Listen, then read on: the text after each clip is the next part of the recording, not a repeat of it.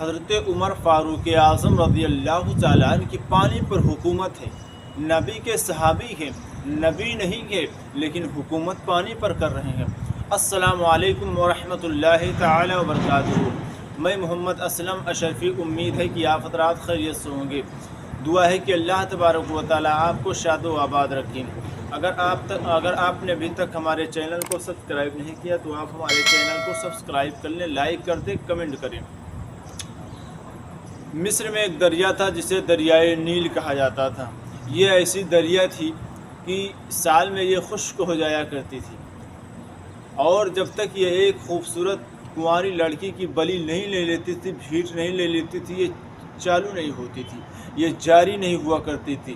جب حضرت عمر فاروق اعظم رضی اللہ تعالیٰ عنہ کے دور خلافت میں مصر فتح ہوا اور مصر کے گورنر عمر بن عاص مقرر ہوئے میرے بھائی، تو لوگ حضرت عمر بن عاص کے پاس آتے گئے اور آنے کے بعد عرض کرتے کہ اے عمر بن عاص، یہ دریا ہے، دریا یہ سال میں خشک ہو جاتا ہے، اور جو ہے جب تک یہ خوبصورت لڑکی کی بلی نہیں لے لیتا ہے، بھیٹ نہیں لے لیتا ہے، تب تک یہ جاری نہیں ہوتا کہ وہ دور آیا کہ جب دریا سوکھ گیا، چالو نہیں ہو رہا ہے۔ حضرت عمر بن عاص نے اسی وقت حضرت عمر بن خطاب رضی اللہ تعالیٰ عنہ کے لیے ایک خط لکھا، جس میں لکھا کہ دریائے نیل ایسا دریا ہے کہ جب یہ خشک ہو جاتا ہے، جب تک ایک جو ہے غیر شادی شدہ، یعنی جس کی شادی نہیں ہوئی ہو، اس کی ایک بلی نہیں لے لیتا ہے، خوبصورت لڑکی کو بھیٹ نہیں چڑھا دیا جاتا ہے، یہ دریا جاری نہیں ہوتا ہے۔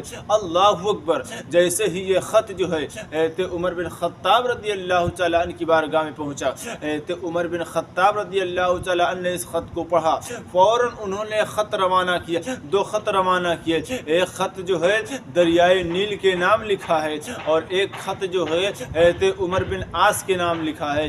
عزیزان ملت اسلامیہ، جیسے ہی وہ خط حضرت عمر بن عاص کی بارگاہ میں پہنچا، حضرت عمر بن خطاب نے بھیجا، حضرت عمر بن عاص کی بارگاہ میں پہنچا، حضرت عمر بن عاص، اور وہ خط میں مضمون کیا تھا؟ وہ خط میں مضمون کیا تھے؟ جو خط دریائے نیل کے نام لکھا گیا تھا، اس کا مضمون کیا تھا؟ اس میں لکھا کیا تھا جانتے ہو میرے بھائی؟ وہ اور جو حضرت عمر بن عاص کے نام خط لکھا گیا تھا، اس میں کیا لکھا تھا سنیں؟ جو اس میں جو خط دریائے نیل کے نام لکھا گیا تھا، اس کا مضمون آپ سنیں، آپ حیران ہو جائیں گے۔ اللہ اکبر! جانتے ہو میرے بھائی، اس میں مضمون یہ تھا کہ اے دریا، اگر تو خدا کے حکم سے جاری ہوتا ہے تو جاری ہو جا، لیکن اگر تو اپنی مرضی سے جاری ہوتا ہے تو تجھے میری کوئی جو ہے مجھے تیری کوئی ضرورت نہیں ہے۔ اگر تو خدا کے حکم سے جاری ہوتا ہے، خدا کے حکم سے تو چلتی ہے، تو اے پانی مجھے تیری ضرورت ہے، تو جاری ہو جا۔ لیکن اگر تو اپنی مرضی سے جاری ہوتی ہے، اگر تو اپنی منمانی کرتی ہے، تو یاد رکھ جو ہے مجھے تیری کوئی ضرورت نہیں ہے، تو چاہے چالو ہو یا خشک رہ جا۔ عزیزان ملت اسلامیہ، جب وہ خط آئے اور آنے کے بعد اور عمر بن عاص کے نام جو خط لکھا گیا تھا اس کو سنے، اس میں مضمون کیا تھا؟ اے عمر بن عاص، یہ خط لے جانا، اور لے جانے کے بعد دریائے نیل میں ڈال دینا، انشاءاللہ دریائے نیل جاری ہو جائے گا۔ اللہ اکبر! تاریخ بتاتی ہے کہ جب حضرت عمر بن خطاب نے خط بھیجا ہے، عمر بن عاص کی بارگاہ میں پہنچا کے، عزیزان ملت اسلامیہ، کچھ لوگوں کے ساتھ جو ہے حضرت عمر بن عاص رضی اللہ تعالیٰ عنہ دریائے نیل کی طرف جاتے گئے۔ اب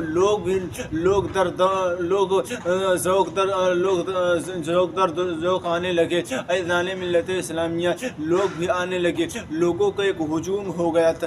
کچھ لوگ تماشا دیکھنے کے لیے آ رہے ہیں کہ یار جو ہے سال میں یہ ایک خوبصورت غیر شادی شدہ کی بلی دی جاتی تھی، تب یہ جاری ہوتی تھی، غیر شادی شدہ کو بھیٹ چڑھایا جاتا تھا تب شادی ہوتی تھی، جب تک کنواری لڑکی کو اس کے بھیٹ نہیں چڑھایا جاتا تھا یہ جاری نہیں ہوتا تھا۔ لیکن آج دیکھتے کہ یہ دریائے نیل کیسے جاری ہوتا ہے۔ اللہ اکبر! ایک خط سے کیسے جاری ہوگا میرے بھائی؟ تاریخ بتاتی کہ جیسے ہی حضرت عمر بن عاص نے اس حضرت عمر بن خطاب کے خط کو دریائے نیل میں ڈالا گئے، تاریخ بتاتی ہے میرے بھائی کہ دریائے نیل جاری ہو گیا ہے، اور ایسا جاری ہوا کہ تاریخ بتاتی فرماتی کہ کبھی آج تک خشک نہیں ہوا ہے، آج تک خشک نہیں ہوا ہے۔ اللہ اکبر۔ پتہ یہ چلا کہ اللہ والے جو ہو جاتے ہیں، جو نبی کے لیے اپنی جان نچھاور کر دے، جو اللہ و رسول کے لیے اپنی جان قربان کر دے، تو یاد رکھنا ان کا مقام اونچا ہوتا ہے۔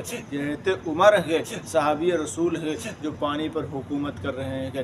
آج ہماری حکومت جو ہے، ہماری بیوی پر نہیں کہ آج ہماری حکومت ہمارے بیٹوں پر نہیں کہ جسے ہم کما کے کھلاتے گے، لیکن یاد رکھنا حضرت عمر بن عاص کی حکومت کو دیکھے کہ پانی پر حکومت کر رہے ہیں، اپنی جان کو اللہ کے لیے قربان کر دیا، اپنے مال کو رسول اللہ کے لیے قربان کر دیا، سب کچھ اپنا تن من جب اللہ و رسول کے لیے قربان کر دو گے تو دنیا آپ کے قدموں کے نیچے رہے گی۔